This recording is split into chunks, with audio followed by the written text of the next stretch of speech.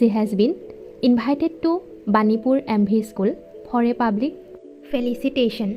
After the felicitation program, she has been interviewed by a correspondent of a sports channel, Mr. Sunil Gogoi.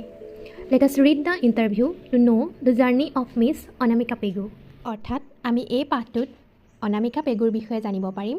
তেখেতে state sports award পাইছে, অৰ্থাৎ খেলৰ ওপৰত নিৰ্ভৰ কৰি ৰাজ্যিক বঁটা লাভ কৰিছে আৰু তেখেতক সম্বৰ্ধনা জনাবৰ কাৰণে বাণীপুৰ MV স্কুলত ৰাজহুৱাকৈ তেখেতৰ কাৰণে অনুষ্ঠান অনুষ্ঠিত কৰা হৈছে আৰু এই সম্বৰ্ধনা অনুষ্ঠানৰ পিছতে তেখেতক খেল বিভাগৰ এগৰাকী বাৰ্তাবাহক সুনীল গগৈয়ে এক সাক্ষাৎকাৰ লৈছিলে আৰু সেই সাক্ষাৎকাৰৰ কথাখিনি আমাৰ কাৰণে আগবঢ়াইছে। গতিকে আহাচোন আমি সেই সাক্ষাৎকাৰতনো কি কথা অনামিকা পেগুৰ পৰা সুনীল গগৈদেৱে জানিব বিচাৰিছিলে সেই সম্পৰ্কে আমি জানো হওক।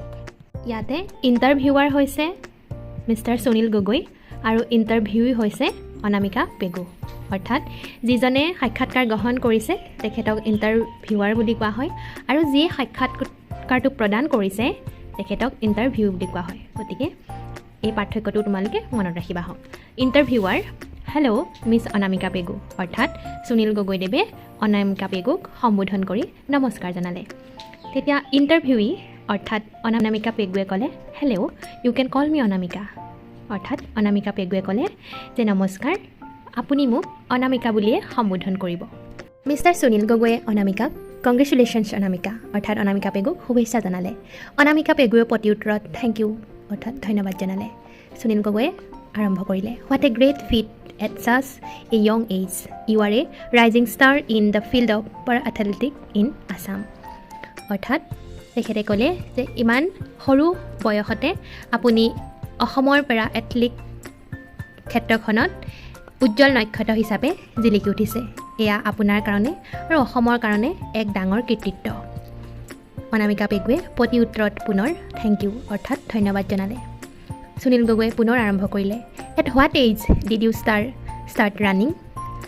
অনামিকা পেগুক সুধিলে যে আপুনি কেতিয়াৰ পৰা দৌৰিবলৈ আৰম্ভ কৰিলে। অনামিকা পেগুৱে উত্তৰ দিলে, I started running at 12 but rigorous training began at 14।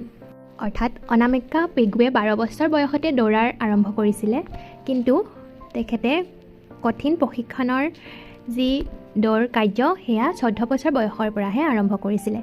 Mister Sunil গগৈয়ে সুধিলে, হু ইণ্ট্ৰডিউচ ইউ টু ৰানিং, যে আপোনাক এই দৌৰৰ সৈতে কোনে চিনাকি কৰি দিলে। তেতিয়া অনামিকা পেগুৱে ক'লে, মিষ্টাৰ ৰানেন পাটৰ, my physical therapist encourage me to try adaptive running.